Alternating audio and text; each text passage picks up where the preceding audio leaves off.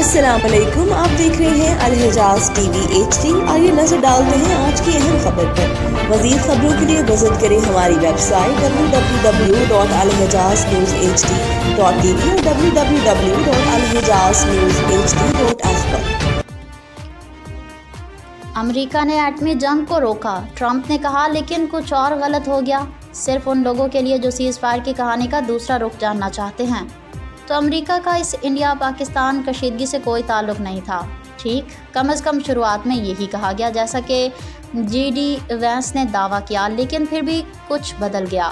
اچانک ٹرمپ نے مداخلت کی، بحران کو ختم کیا اور فوری سیز فائر کا اعلان کر دیا، جس کے نتیجے میں بھارت عالمی سطح پر شرمندہ ہوا اور اپنی ساکھ کھو بیٹھا۔ سوال یہ ہے، آخر غلط کیا ہوا؟ کچھ ایسا ہوا جس نے مغرب کو ہلا کر رکھ دیا، اور میرا ماننا یہ ہے کہ دو بڑی چیزیں ان کے لیے خطرہ بن گئی ہیں۔ پہلا، چین کے فوجی ٹیکنالوجی نے دنیا میں تہلکہ مچا دیا۔ جب پاکستان نے چین ساختہ PL-15 میزائل اور JF-17 بلاک 3 طیارے استعمال کر کے بھارتی رافیل کو مار گرایا، تو چینی ڈیفنس سٹاکس میں دھماکہ ہو گیا۔ JF-17 اور J-10C بنانے والی company AVIC Chengdu aircraft corporation کے شیئر صرف 2 دن میں 36% بڑھ گئے۔ عالمی سرمایہ کاروں نے سمجھ لیا کہ چین کی ہتھیار سازی مغربی ٹیکنالوجی کے مقابلے میدان جنگ میں کامیاب ہوئی ہے۔ اس کا مطلب یہ ہے کہ امریکی اور اسرائیلی اسلحہ ساز معاہدوں کو عالمی سطح پر خطرہ لاحق ہو گیا۔ یہ جنگ صرف پاکستان بمقابلہ بھارت نہیں تھی، یہ چین بمقابلہ مغربی فوجی ٹیکنالوجی بھی تھی۔ پاکستان نے اپنے قریبی اتحادی چین کے لیے دنیا کو ایک لائیو ڈیمو دے دیا اور وہ کامیاب رہا۔ دوسری طرف اسرائیل نے بھارت کی حمایت کی اور بھارت نے پاکستانی اہداف کے خلاف اسرائیلی 77 ہاروپ ڈرونز استعمال کیے۔ یہ ڈرونز نہ صرف خبروں کی زینت بنے، بلکہ مسلمان دنیا میں اسرائیل مخالف جذبات کو بھی بھڑکایا، خاص طور پر کشمیر اور پاکستان میں۔ یوں ایک پاک بھارت جنگ نے ایک اور رنگ پکڑا، ہندو یہودی اتحاد بمقابلہ مسلمان۔ یہ مغرب کے لیے دوہرا خطرہ تھا۔ چین کی فوجی طاقت دنیا کی توجہ حاصل کر گئی، اسرائیل کی ساکھ خطرے میں آ گئی، جیسے امریکہ برداشت نہ کر سکا۔ دوسرا دھچکا امریکہ کو تب لگا جب پاکستان نے ایک چالاک قدم اٹھایا۔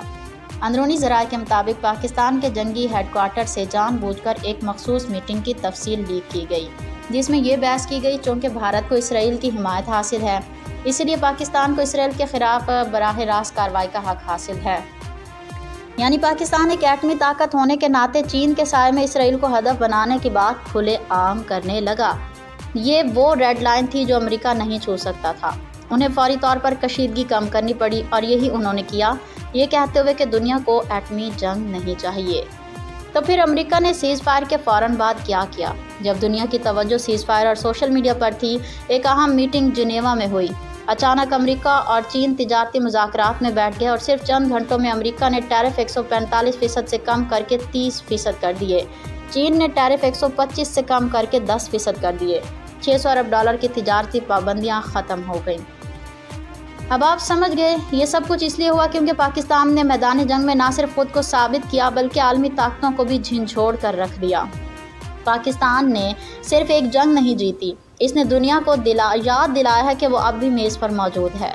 اس لیے بھارت کے تمام دعووں، سیاسی انتشار اور معاشی بحران کے باوجود پاکستان اب بھی اہم ہے۔ پاکستان ہمیشہ اہم رہے گا۔ پاکستان زندہ باد۔